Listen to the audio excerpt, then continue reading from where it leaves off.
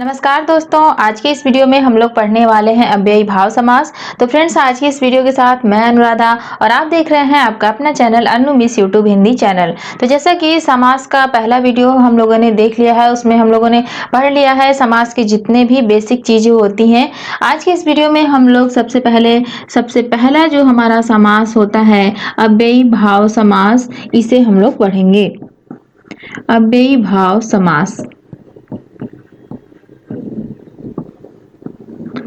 तो फ्रेंड्स, अव्ययी भाव समास को आप लोग बहुत ही केयरफुली पढ़िएगा, क्योंकि एक्चुअली क्या होता है, इसमें बहुत सारे ऐसे शब्द होते हैं जो कि अव्ययी भाव समास दिखते हैं बट वो अव्ययी भाव समास होते नहीं हैं।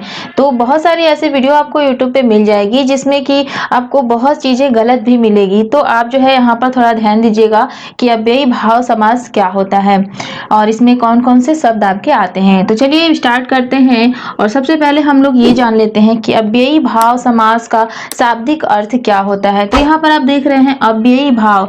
अव्ययी मतलब कि यहाँ पर अव्यय होता है, अव्यय छिपा होता है और अव्यय का अर्थ होता है जो व्यय ना हो, जो व्यय ना हो,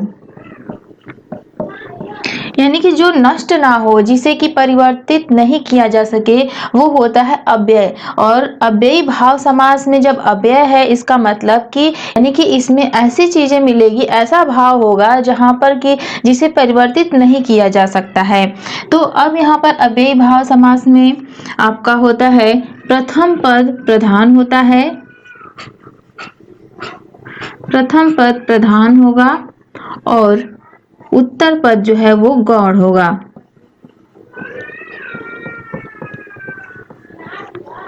यानी कि इसमें अव्यय होगा, इसमें परिवर्तित नहीं किया जा सकता है और यहाँ पर इसमें प्रथम पद प्रधान होगा और उत्तर पद जो है वो गौण होगा। अभी कैसे होगा ये हम लोग उदाहरण के माध्यम से समझेंगे। फिलहाल यहाँ पर जो जो कंडीशन है अव्ययी भाव समास की, वो हम लोग देख लेते हैं।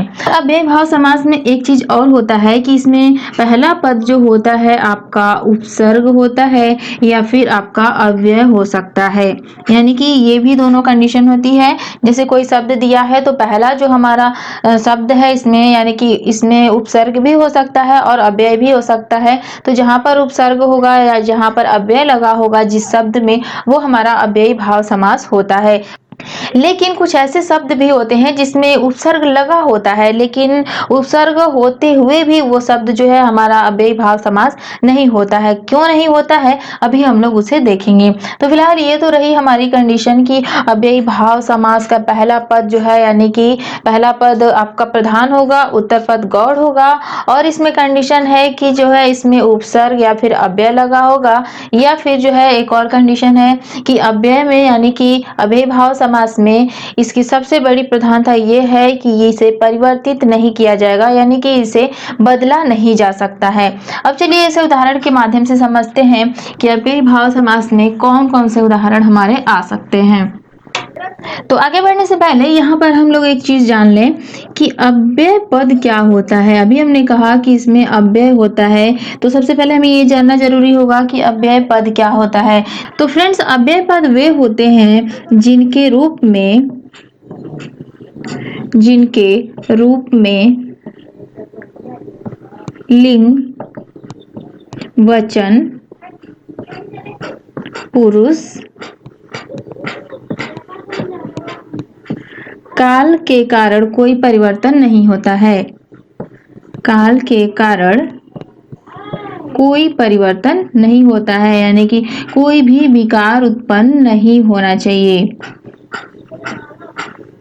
नहीं होता है। ऐसे जो शब्द होते हैं, ऐसे पद जो होते हैं, वे हमारे अव्यय पद कहलाते हैं। यानी कि इसका मतलब ये है कि अव्यय पद वे होते हैं जिनमें हमारा न लिंग का प्रभाव पड़ेगा, न वचन का प्रभाव पड़ेगा, न ही पुरुष का प्रभाव पड़ेगा और न ही काल का प्रभाव पड़ेगा। इन सभी के कारण जो है कोई परिवर्तन नहीं होगा, कोई भी उसमें व्यय नहीं होगा, वो हमारे पद जो है अव्यय पद कहलाते हैं। अब चलिए आगे उदाहरण हम देख लेते हैं। जैसे मान लीजिए एक उदाहरण हम देते हैं, प्रतिदिन। एक उदाहरण है प्रतिदिन और एक है प्रतिध्वनि। अब देखिए यहाँ पर हम जो है उपसर्ग की बात कर रहे हैं जैसे इन शब्दों में जो है हमारा उपसर्ग लगा हुआ है, तो ये है प्रतिदिन जिसमें प्रति उपसर्ग लगा हुआ है, ये है प्रतिध्वनि जिसमें कि प्रति उपसर्ग लगा हुआ है। दोनों में ही प्रति उपसर्ग लगा है, तो उपसर्ग लगा है तो ये हमारा जो है अव्ययी भाव समास होना चाहिए। लेकिन यहाँ पर फ्रेंड्स ये जो प्रतिदिन है ये हमारा अव्ययी भाव समास तो है, अव्ययी भाव समास ये है, लेकिन ये जो प्रतिध्वनि है ये हमारी अव्ययी भाव समास नहीं है। क्यों नहीं है? क्योंकि यहाँ पर देखिए हमने कहा कि जिनके रूप में लिंग वचन पुरुष काल का कोई प्रभाव नहीं पड़ता है वे जो है हमारे अव्ययी पद होते हैं। यानी कि अव्ययी भाव समास में ये कंडीशन हमारी आनी चाहिए, यानी कि व्यय नहीं होना चाहिए, परिवर्तन नहीं होना चाहिए। तो यहाँ पर देख सकते हैं जो प्रतिध्वनि है इसको अगर हम बहुवचन बनाएं तो यहाँ पर प्रतिध्वनि का क्या हो जाएगा? प्रतिध्वनियां हो जाएगा। ये शब्द हमारा बनता है प्रतिध्वनियां। लेकिन यहाँ पर आप देखिए प्रतिदिन का प्रतिदिनों नहीं हो सकता है, ये शब्द हमारा होता ही नहीं है। प्रतिदिन है तो प्रतिदिन ही रहेगा, प्रति नहीं रहेगा, दिन का दिनों हो सकता है, लेकिन अब इसमें उपसर्ग लग गया है प्रति, तो अब ये प्रतिदिन प्रतिदिन ही रहेगा हर कंडीशन में, इसमें कोई भी चेंजेस नहीं हो सकते हैं, ये प्रतिदिनों नहीं हो सकता है। तो ये हमारा अव्ययी भाव समास हो जाएगा। लेकिन ये जो हमारा शब्द है प्रतिध्वनि, तो प्रतिध्वनि का प्रतिध्वनियां हो सकता है, इसलिए प्रतिध्वनि जो है हमारा अव्ययी भाव समास नहीं होगा। अब और उदाहरण हम लोग देखते हैं बारी बारी से। तो सबसे पहले हम लोग जो है अव्ययी भाव की संरचना देखेंगे कि कैसे कैसे हमारा अव्ययी भाव के जो भी पद, जो भी हमारे शब्द होते हैं उनका निर्माण कैसे होता है, यानी कि इनकी संरचना के बारे में हम लोग बात करें कि कैसे कैसे ये बनता है। तो सबसे पहला जो हमारा पॉइंट आता है वो है कि पहला पद उपसर्ग होगा, पहला पद उपसर्ग हो। तो इसके अंतर्गत हमारा आ जाएगा, जैसे अभी हमने बताया प्रतिदिन, प्रतिदिन आ जाएगा, आजन्म आ जाएगा, ये भी शब्द हमारा देख रहे हैं यहाँ पर जो है हमारा आ उपसर्ग लगा हुआ है। ऐसे ही अनुकरण, प्रत्यक्ष, परोक्ष भी हो जाएगा, दरअसल,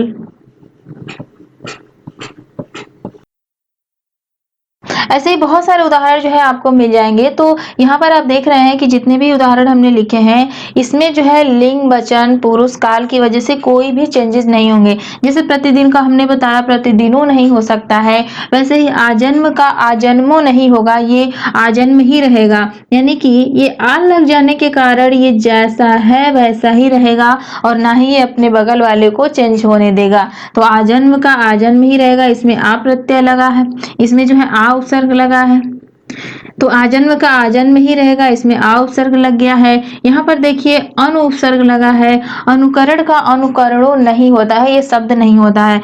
वैसे ही अप्रत्यक्ष का देख सकते हैं, परोक्ष में भी वैसे ही है, दरअसल में भी वैसे ही है।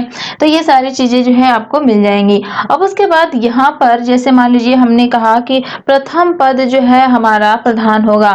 जैसे अगर हम प्रत्यक्ष की बात करें तो प्रत्यक्ष का मतलब क्या होता है? आंख के सामने, यही तो होता है प्रत्यक्ष का अर्थ। प्रत्यक्ष का जब हम समास विग्रह करेंगे तो समास विग्रह प्रत्यक्ष का होगा आंख के सामने। अब यहाँ पर देखिए हमें प्रथम पद की प्रधानता खोजनी है। जैसे मान लीजिए अगर हम कहें आंख के सामने, तो सामने किसके सामने की बात कर रहे हैं? तो यहाँ पर आप देख रहे हैं सामने का कोई अर्थ नहीं निकल रहा है। तो जब हम सामने जाएंगे तो किसके सामने? आंख के सामने जाएंगे या फिर आंख के सामने देखेंगे। तो यहाँ पर प्रधानता किसकी कही जा रही है? आंख की ही तो, यानी कि आंख को इंपॉर्टेंट दिया जा रहा है, तो प्रधानता हमारी आंख की हुई। तो यहाँ पर ये हमारा प्रथम पद हो गया जो कि हमारा प्रधान हो गया। तो इस कंडीशन में जो है ये जो हमारा शब्द है प्रत्यक्ष, ये जो है अव्ययी भाव समास हो जाएगा। ऐसे ही और भी उदाहरण हम देख लेते हैं। जैसे अगर हम कहें आजन्म की बात, आजन्म, आजन्म का मतलब क्या है? जन्म तक, जन्म तक, इसका विग्रह करेंगे तो होगा जन्म तक। अब देखिए यहाँ जब जन्म तक हम कहेंगे, समास विग्रह अगर आप परफेक्ट तरीके से कर लिए तो आपको किसी भी शब्द में जो है समास खोजने की कोई भी परेशानी नहीं होगी। जैसे यहाँ पर देखिए अगर हम बात करें तक, तो कहाँ तक, तो जन्म तक, तो यहाँ पर इंपॉर्टेंट किसको दिया जा रहा है, जन्म को ही, तो यानी कि जन्म तक। तो देखिए यहाँ पर ये हमारा प्रथम पद है जो कि हमारा प्रधान है, तो इस कंडीशन में जो है हमारा आजन्म जो शब्द है वो अव्ययी भाव समास हो जाएगा। इसी तरीके से एक और उदाहरण देखते हैं, जैसे मनमाना, ये भी शब्द आप देखिए मनमाना, इसका समास विग्रह होगा मन के अनुसार, मन के अनुसार। तो किसके अनुसार, मन के अनुसार, तो देखिए किसके अनुसार, यहाँ पर हम देखिए तो अनुसार का कोई भी मतलब नहीं निकल रहा है, तो अनुसार किसके, तो मन के अनुसार, तो प्रधानता किसकी है, मन की है, तो ये हमारा प्रथम पद है, तो प्रथम पद जो है हमारा प्रधान हो गया। तो इस कंडीशन में जो है हमारा मनमाना जो शब्द है ये अव्ययी भाव समास हो जाएगा। अगली संरचना हमारी ये है कि इसमें पहला पद जो है वो अव्यय हो, पहला पद अव्यय हो, पहला पद अव्यय हो। वैसे कौन से शब्द हैं, जैसे यथाशक्ति, यथासंभव,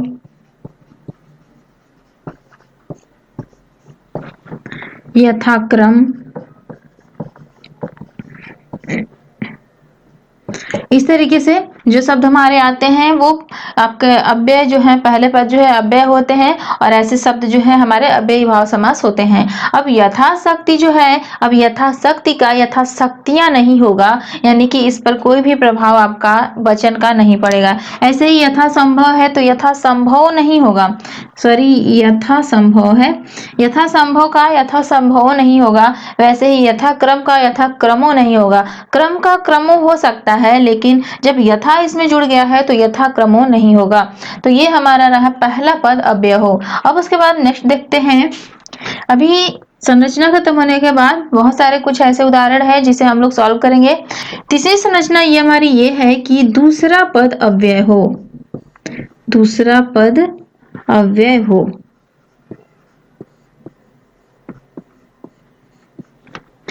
ऐसे कौन से शब्द आते हैं, जैसे सरयू पार, दिन भर, रात भर, मरणोपरांत, मरणोपरांत, योग्यतानुसार, योग्यतानुसार।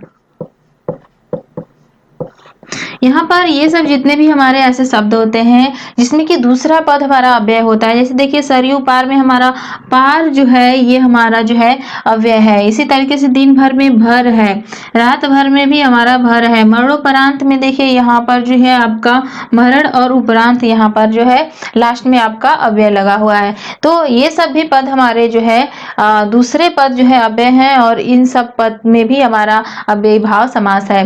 नेक्स्ट हम लोग देख लेते हैं नेक्स्ट संरचना क्या है। चौथा संरचना हमारा ये है कि पद की आवृत्ति हो, पद की आवृत्ति।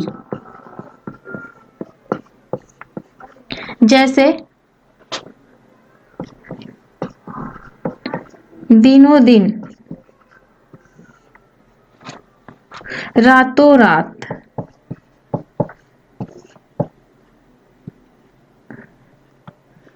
मंद मंद,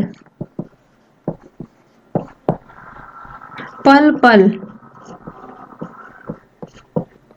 कानो कान, भागम भाग।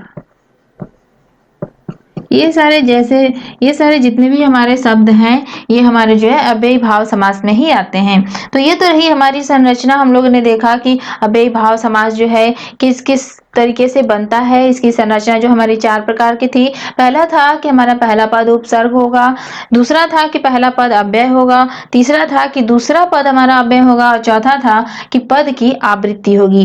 तो फ्रेंड्स आज की इस वीडियो में बस इतना ही। अव्यय भाव समास के कुछ और भी उदाहरण हैं जो कि बहुत ही इंपॉर्टेंट है, जिसे हम लोग नेक्स्ट वीडियो में देखेंगे। तो फिलहाल आज की इस वीडियो में बस इतना ही। इसमें हम लोग बात नहीं करेंगे क्योंकि ये वीडियो ज़्यादा लंबी हो जाएगी। तो फिलहाल फ्रेंड्स अगर आपको वीडियो पसंद आई हो तो प्लीज़ वीडियो को लाइक कीजिए, और अगर आप चाहते हैं कि आपके साथ साथ आपके फ्रेंड्स भी ये सारी चीज़ें जानें तो प्लीज़ वीडियो को शेयर कीजिए। तो चलिए फ्रेंड्स मिलेंगे नेक्स्ट वीडियो में। Bye bye friends, thanks for watching.